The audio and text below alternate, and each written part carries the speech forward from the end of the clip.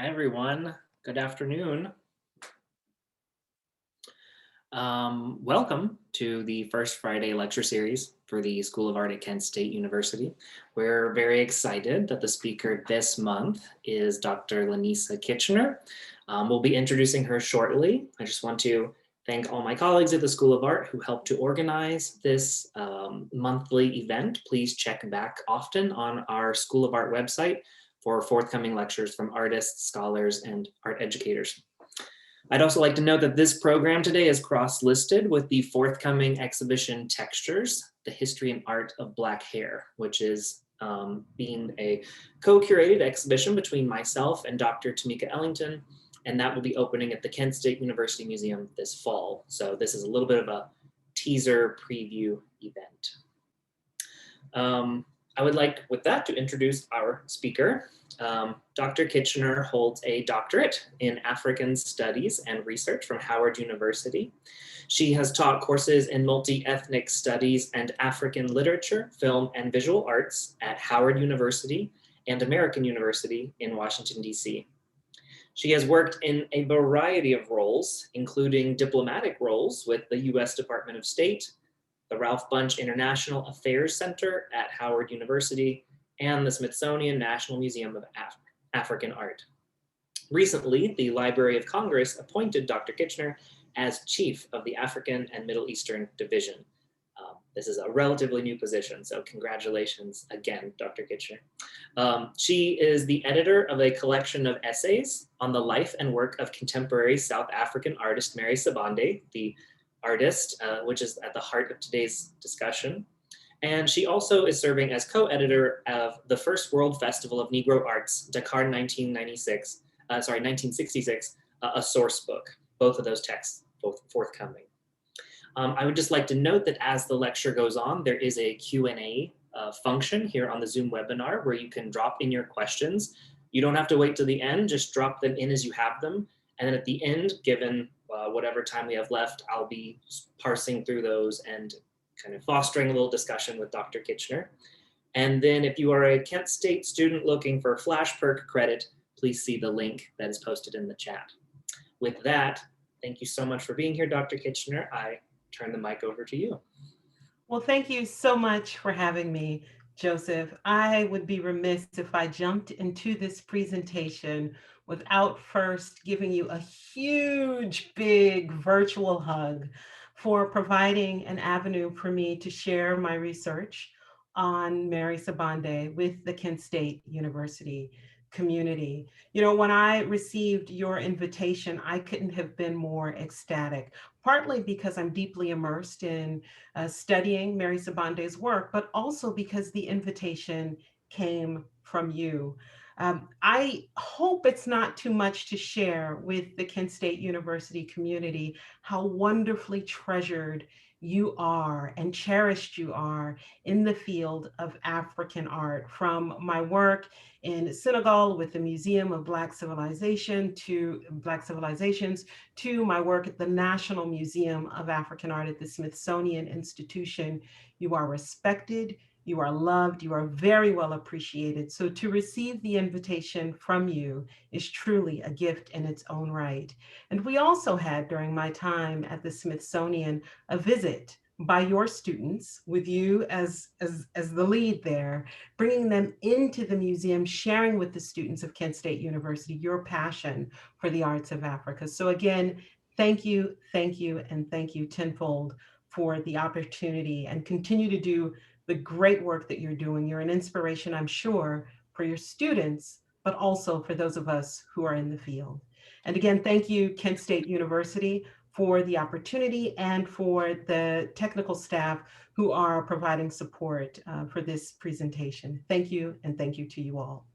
That being said, let me jump You are into— too kind, but thank you. No, not kind enough. I could do a presentation on your work alone, but since you've asked me to focus my work on my own research, I'll jump in to that arena and just share from the onset that the title of the presentation is in fact a play on a song by Nina Simone, which is entitled "Black is the Color of My True Love's Hair." And in thinking about your exhibition textures and in thinking about my own research, I thought, well, why don't I get a little bit kinky with the title, play with the language a little bit, and throw in skin instead of hair, since that's what I'm looking at. So today's presentation will be a Black feminist analysis of the mannequin figure in Mary Sibande's work. And I'm going to just jump right in and beg your forgiveness, audience, as I toggle between my notes and the presentation on the screen, which isn't moving. There we go. All right. Okay. So today's conversation really, again, is about my research on Mary Sibande. I'm going to talk about, I'm going to take three different turns in the course of this presentation. First, I'm going to contextualize Mary Sibande's work within the larger context of Black South African, or Black imagery of Black South African women in South Africa. And more particularly, imagery of domestic workers. I'm then going to talk a little bit about the limitations of existing scholarship on Sibande's work. And then we're going to take a closer look at one of her creations, and that is the creation of Sophie Merica. Now, Sibande's work has won local praise in South Africa and widespread international acclaim, but most critics pay attention to the elaborate Victorian dresses in her work. Critics generally see the mannequins as display props, but I see something different. I see the Black mannequins in Sibande's work as dynamic communication strategies that speak to challenges of race and representation, spectacle and surveillance, presence and absence. So I critique Sibande's mannequins because I want to fill what I think is a burgeoning void in the scholarship on her work. My starting place is that meaning exists not only in and through the elaborate dresses that frame Sibande's figures, but also in and through the deliberately blackened skin of her mannequin forms. I contend that the mannequins are doubly charged in South Africa, where images of Black women are often playgrounds of gross fantasy and horrific fetish that bleed between the creative imaginary, intellectual discourse, and the national hermeneutics of rainbowism, recovery, and redress. Now, Mary Sibande debuted Sophie, a hyper-realistic, semi-autobiographical figurative sculpture of a Black female maidservant in her 2009 exhibition, Long Live the Dead Queen, at Gallery Momo in Johannesburg. Cast in Sibande's own image, the mannequin is adorned in these elaborate dresses, not as you see here, wearing simply a plain typical domestic worker uniform, as in the image above in Chorvin Brunel's 2013 photograph.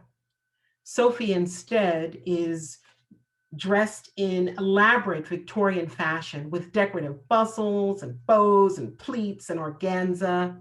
Here's another angle from which to view. Her popularity, Sophie's, exploded in 2010 tenfold. And that's partly because in 2010, there was the FIFA World Cup in South Africa. And the World Cup coincided with several images of Sophie that were placed on monumental billboards and building wraps. And I can show you a couple of images of them here. And these images positioned South Africa's iconic Black maidservant as the preeminent welcoming sign for the swarms of international visitors that were drawn to the country for the global competition. A few more images here.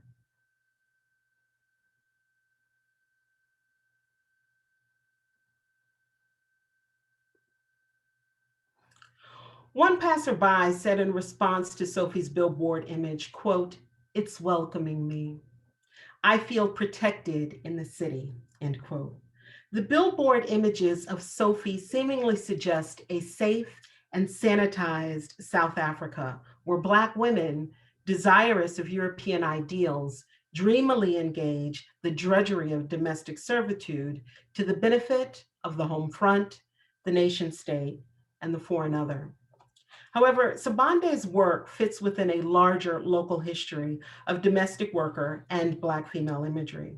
Whereas Black South African domestic workers have historically been represented as sitting idle, as seen here in Irma Stern's 1955 painting, Made in Uniform, and Dorothy Kay's 1956 painting, Cookie Anna Nevada, or here in Penny Siopas's Patience on a Monument, and Jane Alexander's Pastoral Scene of 1995, or they appear hardened and weathered, as in Keith Dietrich's 1985 photorealist image, Mopeng, Mamule, and Matabeng, or as naked in Penny Siopas's Dora and the Other Woman, and Jane Alexander's Stripped, Oh Yes Girl, or hybridized, whitewashed, and hypersexualized in the broader case of Black female imagery, as in the case of Minette Vari's portraits and Candace Breetz's Ghost series, it's another shot, and her Rainbow series. When viewed against this backdrop, Sophie's body is the effective platform upon which Black female dignity, bodily technology, and identity are recuperated. Against this backdrop, Sophie reflects not only fresh style and content, but also the Black empowerment ethos of the democratic order. She reflects the increasing propensity for Black women artists to access and disrupt the archive of apartheid imagery with alternative narratives. Sophie is a chief marker of a major generational shift from the representation of Black women as static and disempowered to dynamic and assertive. Sophie is a marker or a kindred spirit of sorts to the many domestic worker effigies of her generation. Among them, Zanella Muholi's Massa and Mina, as you see here, as well as Marika Williams's Miss Nothing, Senzeni Maricella's Theodora Comes to Joburg series, and Tembi Michali's Women in Waiting, among several others. Ranging from photography to performance to multimedia, Black women are inserting themselves into visual historiographies of domesticity and creating them anew. What accounts for the recent proliferation of Black domestic worker images in South African art? What is the impulse behind and the basis for suddenly rendering the invisible visible? Why is it that Black women artists are particularly keen to embody and deploy the domestic worker trope as a means of critical articulation? Are these embodiments and representations propagated or circumscribed by the problems of patronage, public sensibility, press, and political demand that govern creative production, especially for people of color?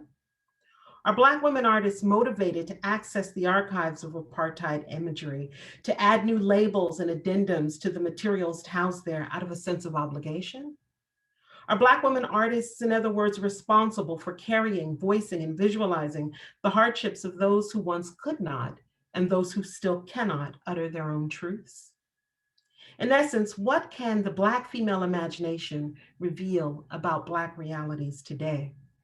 Moreover, what added meaning do we derive from Sabande, who is the only artist of her generation to disrupt dominant images of Black domestics by incorporating life-size Black mannequins in the form of herself as critical devices in her creative work? South African-based artist and critic Marion Arnold is among the first to raise and attempt answers to questions about the prevalence of Black women domestic workers in South African art. Arnold's scholarship exposes how white South African artists, male and female, place themselves in and understand themselves through the Black female domestic worker image. Her research reveals a century-long genealogy of white South African artistry in which Black female domestic workers serve as proxies, capturing and projecting affirmations of privilege onto the white South. In 1996, 2 years after the Democratic election, Arnold argued that South Africa's most problematic images are its portrayals of domestic workers.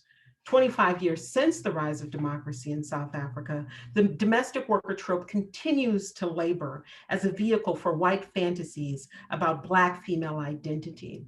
Recent applications of the trope appear in works by Penny Siopis, Jane Alexander, Giselle Wolfsong, Peter Weinberg, Rose Shakanowski, Roger Balin, Stephen Cohen, and for a few images, Lenora Van Statten's, here you see Shakti, Coral Spencer's work here, Made in Africa, and Brett Michael Ennis, here is Alice Mann's Domestic Bliss, and then Brett Michael Ennis's The Sink, among several others.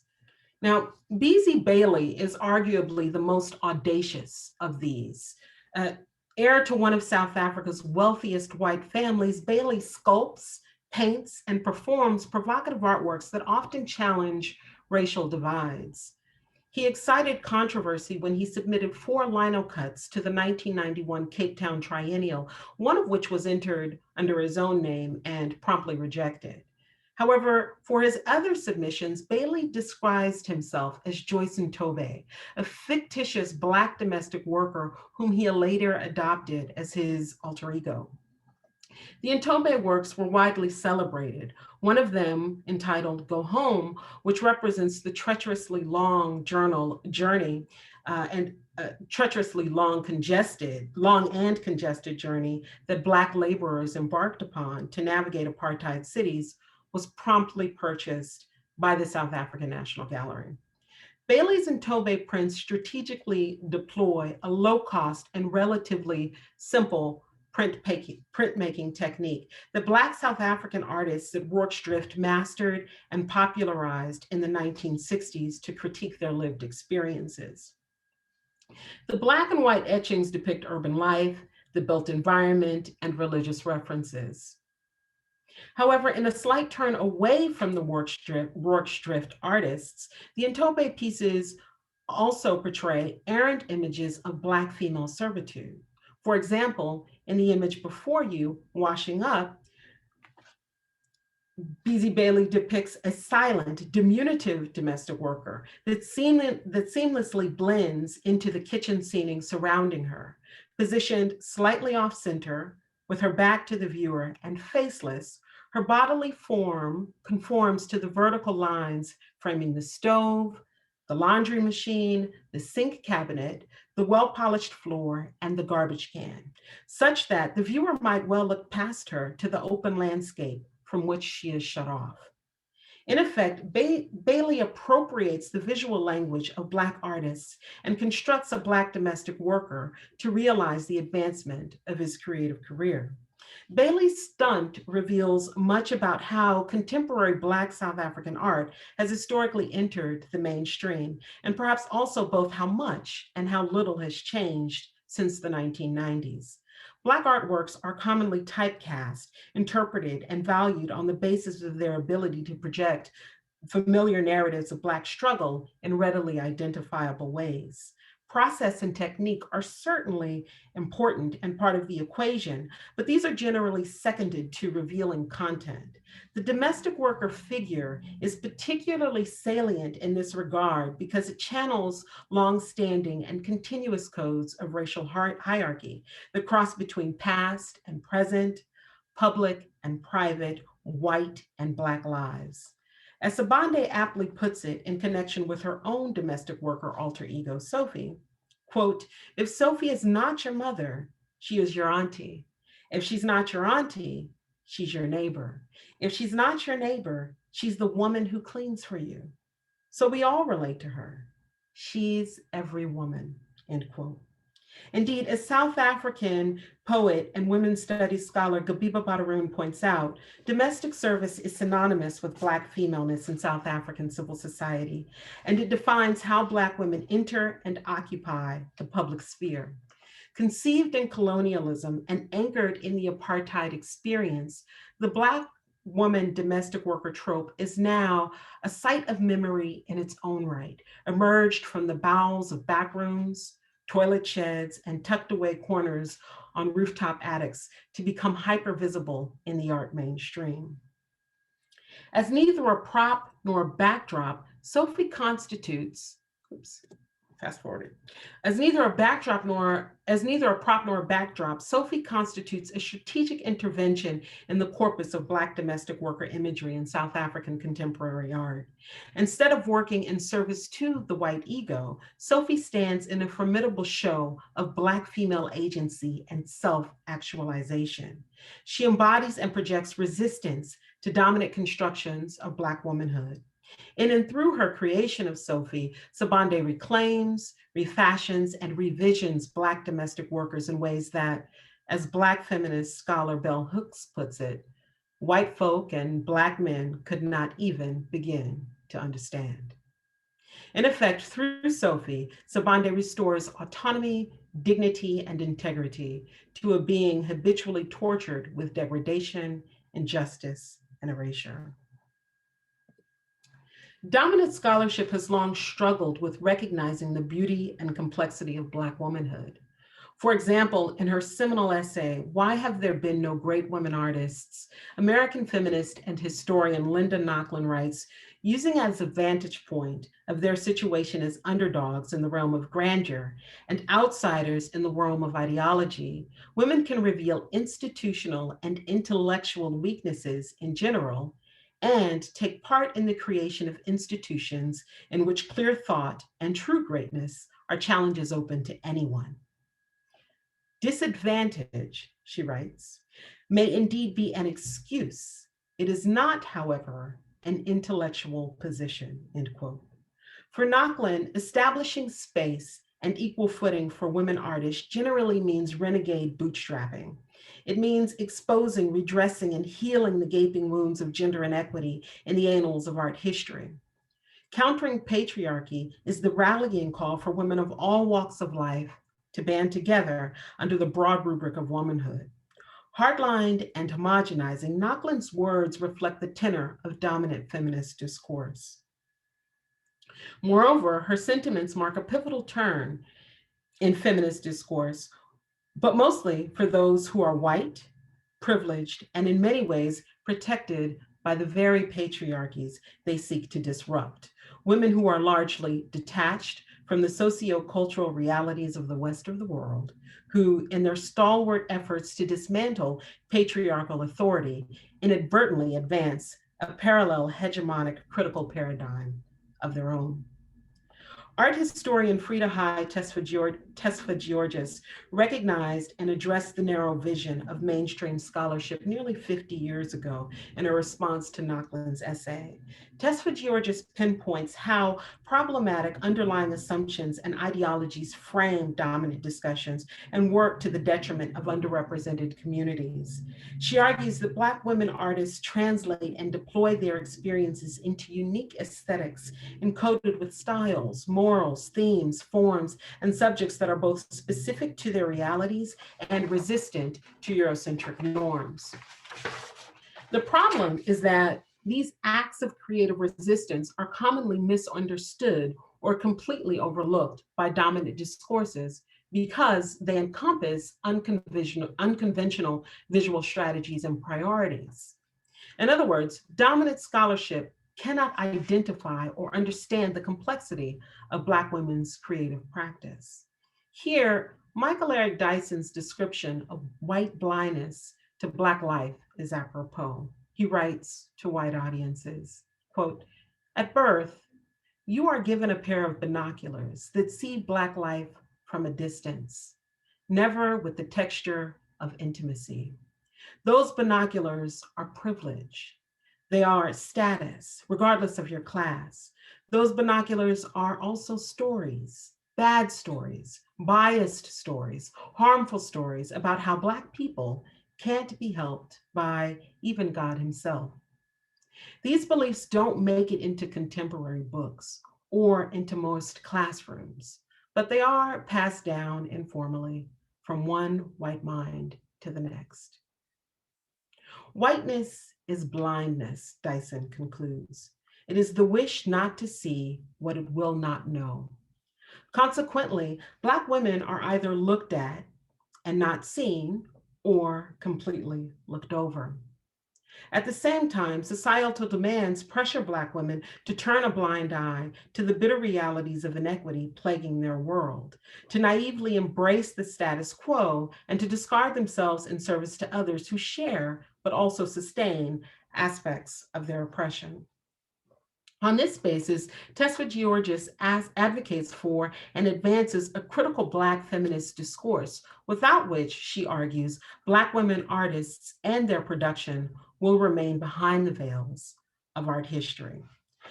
Though Tesfa Georges made the call for a critical discourse that centers Black women some 40 years ago, there remains an urgent need to carry out this important work. Consequently, studies of Sabande's artistry overwhelmingly concentrate on European attributes in her costume dresses, mostly dismissing or suggesting only in passing that the deliberately blackened skin of her mannequin figures also articulate profound meaning.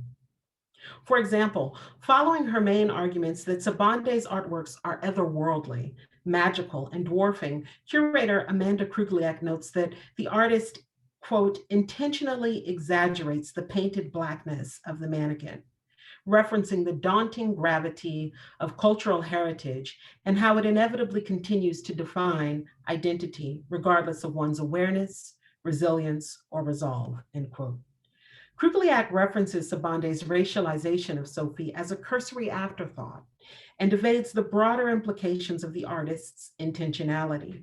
Her reading guides viewers to closely examine Sophie's size and the extravagant yardage, pleats, and folds of her skirt, but stops short of critically interrogating whether and how Sophie's Black skin implies alternative ways of Black female being that are not necessarily preoccupied with the weight of race as a definitive social condition from which there may be desire, yet no effective means of escape. In turn, visual and applied art scholars Anne Schaefer, Ingrid Stevens, and Amanda Dupreez argue that Sabande is neither critical nor provocative in her representation of the Black female body, but instead deploys mimicry to support patriarchal representations of femininity. For them, Sabande's mannequins perpetuate and fortify Western norms. They argue Sophie generally seems to comply with patriarchal ideals. She is represented, and I'm quoting now, she is represented as a mannequin, which inherently presents an ideal physical form for women to aspire to, an ideal provided for women in the patriarchal paradigm, end quote. Dismissing Sabande's mannequins as mimicry without inherent meaning undermines both the artistic motivation to contextualize the work and the capacity of mannequins to function as multifaceted signifiers. The broader symbolic meaning and implications of Black mannequins in contemporary art, and more specifically in Sabande's creative practice, are largely overlooked. Critics of Sabande's work seem to readily draw upon historical conceptions of mannequins as museological, artistic, and commercial tools strictly employed for and animated by fashion display. Scholarship on the subject ranges from consideration of how mannequin functions have evolved over time, beginning with their earliest documented use in European history as naturalistic wooden forms in 15th century Italian sculpture and painting, shifting to their increasing popularity throughout the 18th and 19th centuries in Paris. Other work examines how mannequins and associated surrogate figures like dolls, puppets, models, and marionettes reflect the nexus of postmodern dreams, realities, and tensions of human identity, culture, and ideology into the 20th and 21st centuries. Dominant discourses in art, fashion, and costume history offer remarkable insight on the history and functionality of mannequins over time, but they do so almost exclusively within the narrow confines of Eurocentrism. Critics of Sabande's work replicate this interpretive approach and, in so doing, overlook how Black mannequins overlap, intersect with, and split from master narratives to produce alternative applications of human lay figures. However, literary scholar Sarah Nuttall moves beyond analysis of costume dress to consider how Sabande's mannequins evoke meaning through representative skin surface. For her, the mannequin's blackness, for Nuttall, the mannequin's blackness is, quote, intensified into something not really nameable, end quote. According to Nuttall, Sophie's shiny veneer is an impenetrable force field from which the weight and pain of past assaults slip free to afford new ways of knowing the Black female body. Nuttall writes, quote, Sabande's sealed figures move away from the language of wounds and flesh and begin to explore one of cladding and sealedness, with a particular interest in surfaces made so shiny as to blur and challenge the distinction between raced human skin and the more self-consciously plastic dimensions of the mannequin figure, end quote. In other words, Nuttall reads Sabande's richly varnished Black mannequins as a cross between unnatural and futuristic. She discounts the historical force and contemporary relevance of their Blackness to suggest their performance as avatars, surpassing instead of explicating issues of race and gender in the present tenor of our time. Impenetrability is surely part and parcel of Sabande's artistic intent, but the implication that her creative strategy involves glossing over Blackness is problematic. So too is the assertion that Blackness is incomprehensible. Here, it seems that Sophie is disrobed of Victorian regalia and reassigned an ill-fitting and hyper-transgressive costume of post-racial sensibility. Existing studies demonstrate habitual tendencies to evade rather than embrace Sophie's Blackness as a crucial defining feature. These tendencies shape intellectual discourse, but they also inform display strategies, object labels, and interpretive programming in museum settings, which can in turn contribute to skewed public perceptions of meaning and value. The decision whether to direct attention to Sophie's elaborate dress or to the attributes of her skin is largely the prerogative of curatorial vision. And so much can be lost when intellectual authority lacks desire or capacity to see and engage Blackness in all its richness and complexity. The label for Sophie Merica at the Smithsonian Institution's National Museum of African Art, for example, reads, beneath Sophie's skirt bursts a Cinderella-like gown to reveal the indomitable imagination of a Black woman otherwise defined by domestic toil, end quote. However, defining Sophie by her employ is a reductive strategy that homogenizes Black womanhood into a single image of servitude.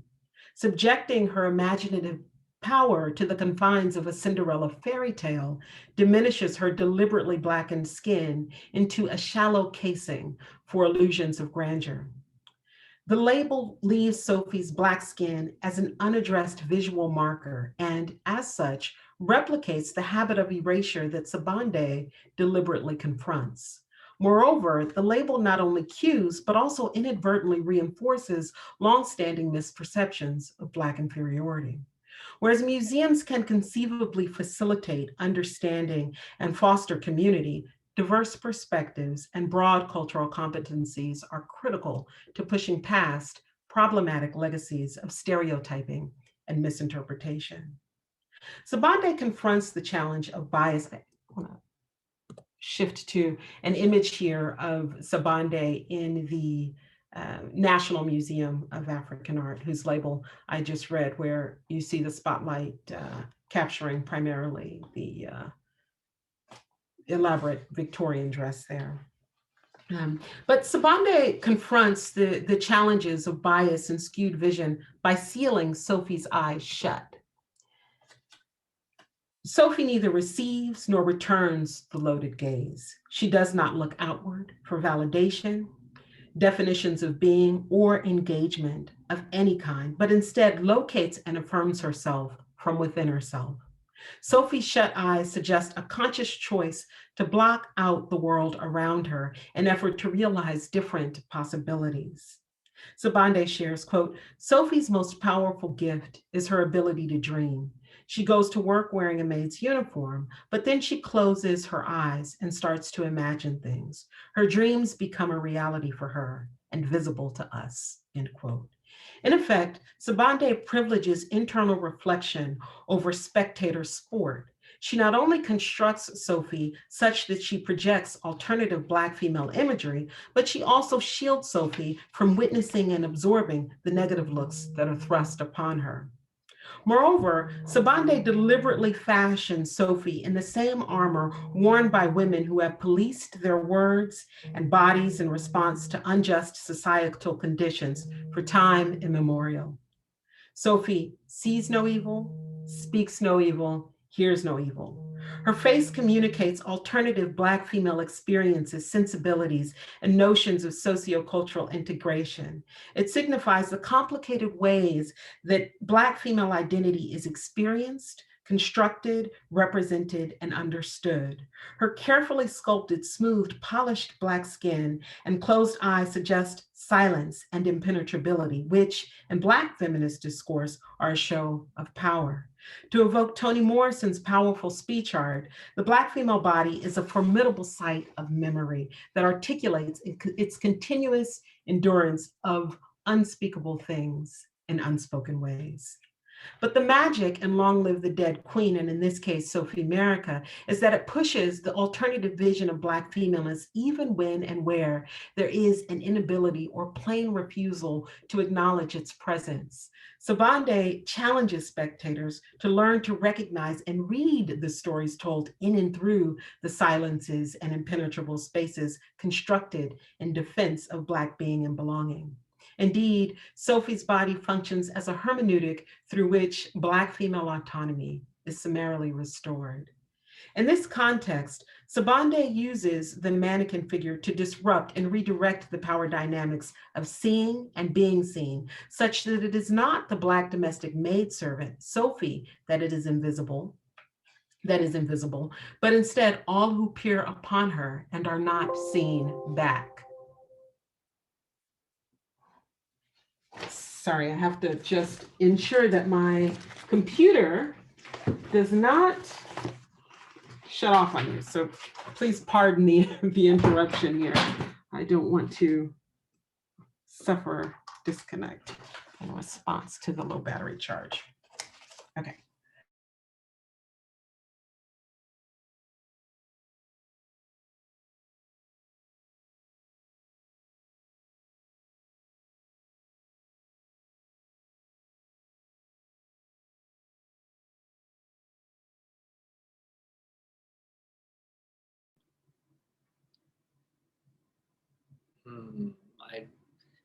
We might have a little interruption here as the Dr. Kitchener's laptop adjusts to the charger being on there. We'll just give it a minute and see if she's able to reconnect.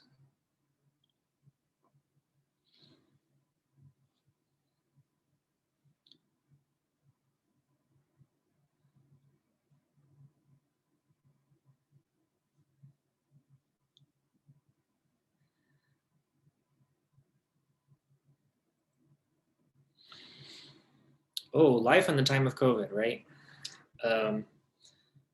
I know Dr. Kitchener was nearing the end of the presentation. Hopefully she can jump back on in a minute. In the meantime, I just want to give a little bit of context for how this was connected to the Textures Hair exhibition. And I think she's joining back in here right now. There she is. Sorry, despite the best of intentions and an effort to sort of prevent that from happening, the worst case scenario happened, but it's okay.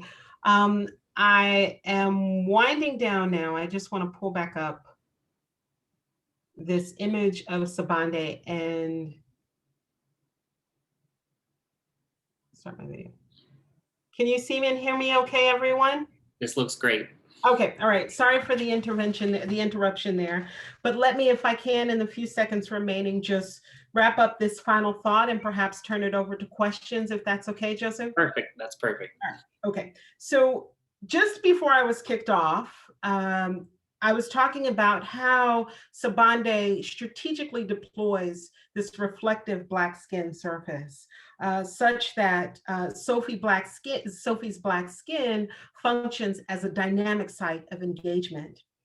It is a critical threshold between Black interior and exterior worlds upon which Sabande inscribes complex meaning by pulling aspects of each into the other. Though her eyes are shut, Sophie's shiny Black skin performs as a reflective surface that enables gazers to witness themselves in the act of watching and reading Black womanhood. Consequently, when viewers see Sophie, they also see themselves, their assumptions, and their ways of being. The question is whether viewers can locate themselves as subjects and resolve any flaws that might exist in their seeing habits. Sabande's Sophie is unbothered, unburdened, and unbossed. She's defined neither by accompanying children nor tools of toil. As we've mentioned, her eyes are closed, and she does not receive, reject, embrace, nor return the colonial gaze. Her feet are unexposed, but her arms and fingering hands imply active motion, just as her open mouth implies capacity to inhale. Sophie is self-absorbed and self-empowered. She is not in service to the state, the madam, or a man, but exists within herself, through herself, for herself. And I'll stop there. I have a little bit more that I could add on, but in the interest of time and with the hope for dialogue around some of what I've shared, I'll pause there and perhaps have an opportunity to exchange with the Kent State community on some of what has been shared here. Wow, thank you so much. This has been fantastic. And I'm sorry you don't have a room of applause, but just imagine it, right? Just imagine. Thanking you for this presentation. If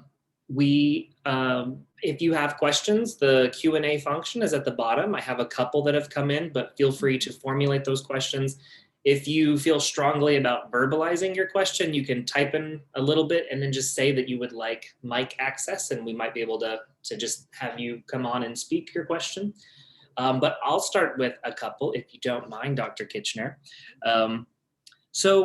One of the things that you were talking about with specifically the domestic workers in South Africa, and I feel like this is a fairly universal experience, is that they don't live in the same kinds of neighborhoods where they work. So there's always this trajectory, the kind of dislocation, and sometimes it's an hour plus, on a bus or something. I'm thinking of Santu Mofokeng's Train series, where he's showing the South African laborers taking these sometimes 2 or 3 hour each way, to get to where they work.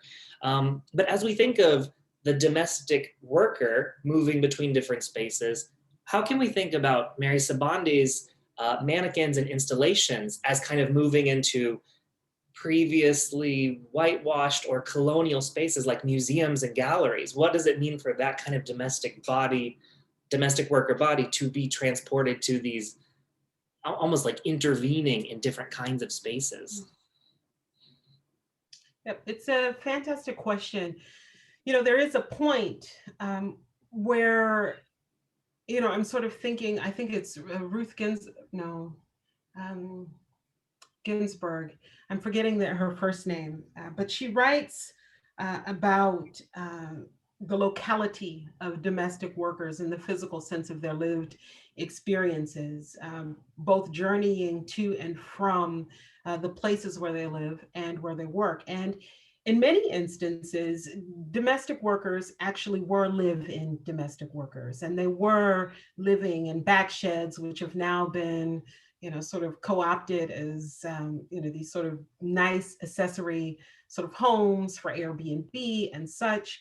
At times they were, placed on rooftop attics, sort of hidden from view, but at the same time present enough to be able to clean the spaces that were occupied by their madams.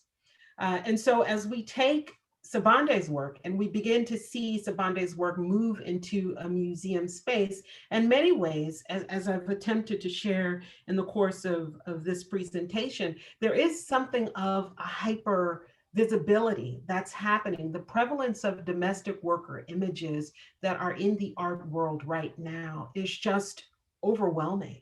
Particularly pouring out of South Africa. And I think that this prevalence creates opportunity for dialogue when and where we may not have had it before. I think it's also important to note that, Sabande is a mother to the born free generation. She was born in 1982 in Mpumalanga, and she's, a formally trained artist. But her artwork is really coming into the scene in 2009, 2010. And she has so many contemporaries alongside her who are doing similar work and forcing the dialogue to move in different directions than it was in the 1990s. This is an incredible opportunity. Right. And I think that notion of hypervisibility is interesting. It's making me think of maybe like Fred Wilson's installation of museum security guard uniforms. And it's pointing out the people that are there that you almost don't see. And I think we address some of that hypervisibility when you talked about how the Sophie figure tends to have closed eyes. So it's about who's looking, who's being seen. We actually have a question about Sophie's mouth and maybe the other parts of the kind of facial expression. It seems she might be talking to herself or whispering. Is she about to speak to the observer? What do we know about this kind of being frozen mid-action? Yeah, I think that that's an area of further research, both for myself and perhaps for the person who's posed the question. I read Sophie's open mouth there as an act of inhaling. If you look at, and let's see if I have another image here that I can turn to. So in this instance, you can see her mouth is still open. Of course, unfortunately, I don't have a close-up, but you can also see her hands in a fingering motion there. I read Sophie's bodily gestures to say, I'm very much here, I'm very much alive, I'm very much active. Whereas if you were to go back to this shot with just her eyes closed, you might think that she's something of an inanimate figure, but instead I read her as an active figure, just self-absorbed, not preoccupied with, again, the gaze that's thrust upon her and all of the sort of, attitudes and thoughts that come along with it, but instead into herself for herself. Mm-hmm. Yeah. Another question was, you gave us an example of how curators and museums might write a label and how that helps, the ideas for the audience, it helps the audience understand or process the piece in front of them. What's a way that you could rewrite it or center the Blackness in it in a way that's accessible to everyone reading it? How would you rewrite the label, basically? That's a very, very fair question that I don't know I can answer off the cusp in a way that I'd be comfortable with in the course of this call. However, I do think that there are many elements throughout the presentation that could be folded into the label, recognizing that, a label isn't really meant to be a dissertation. It's meant to be an entry point. So at the very least, I would probably focus equally, or at least in some measure, on the skin surface, which I didn't mention in the course of this presentation, but it is deliberately blackened.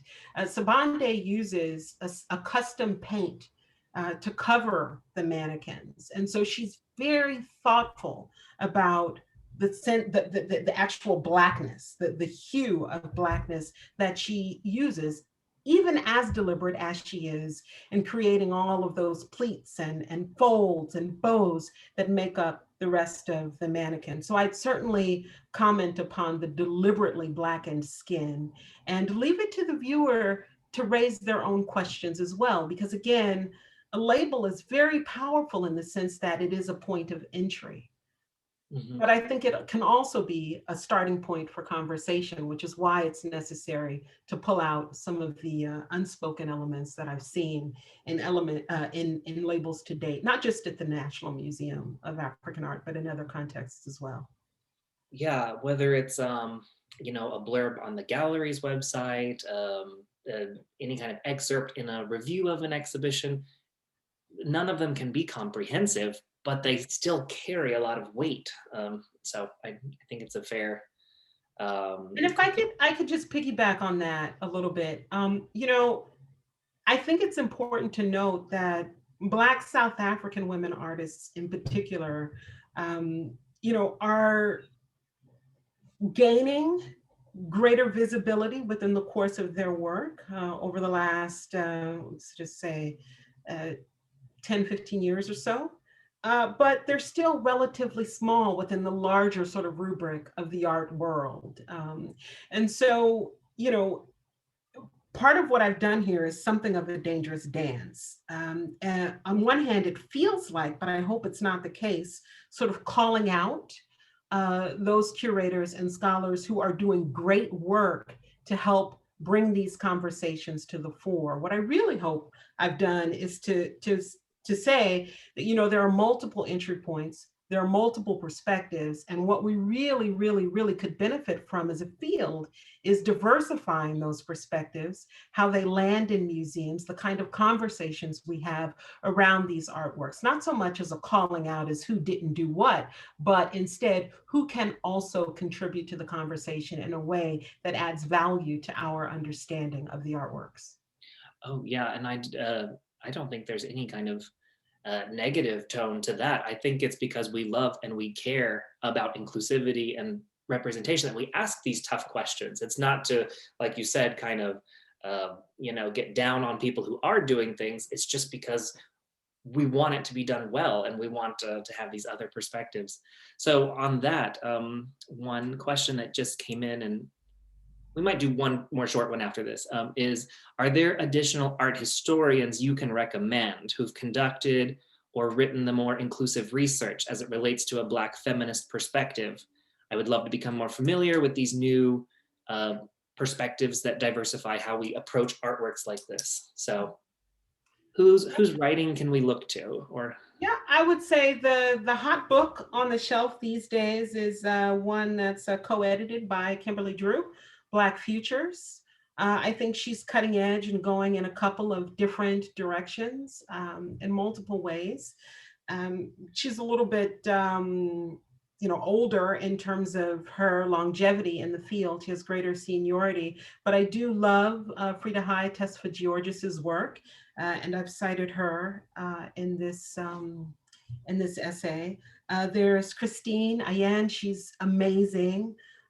If we're looking at South Africa, there's Charlene Kahn, whose work I would look at as well. I think, part of the work that I do is really sort of looking at what's present and what's missing, and then trying to figure out how I can jump into the conversation. So I would encourage a deep dive into, if it's, Black South African women's art that you're interested in, I would encourage a deep dive to see what's there, to see what's missing, and to see how you can contribute to the conversation as well, because we need as many voices as we possibly can get in this field.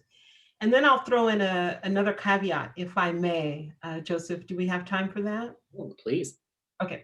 So, another potential danger, depending upon, where you sit in the field, could be that, especially in the current moment, that there's this sort of subtle push for essentialism. Who can speak about what, when, why, to whom, and what for?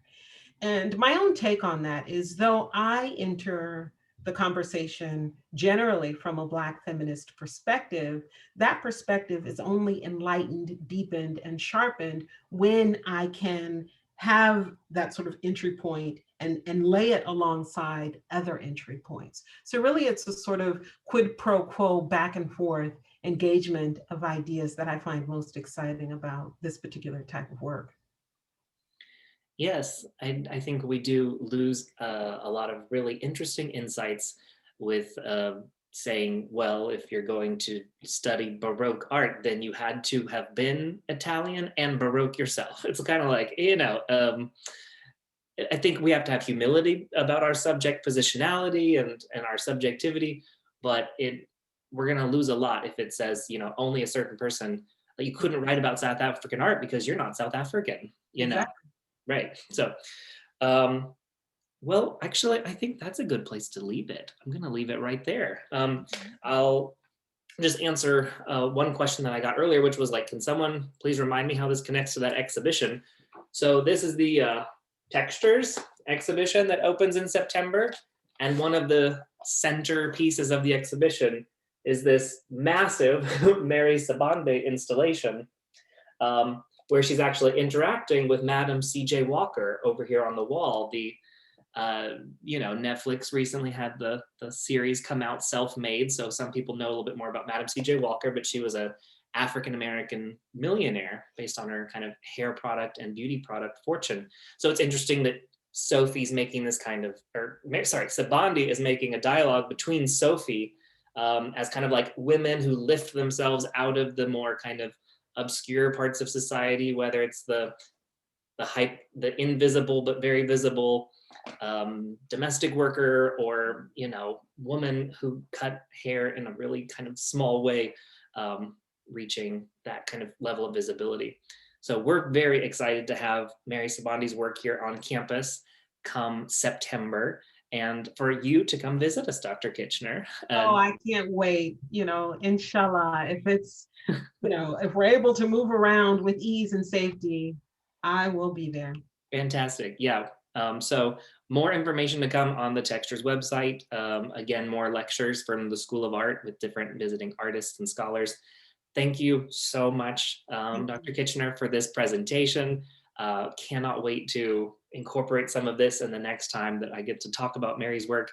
And just wishing you well for the next season and all of us as we navigate whatever.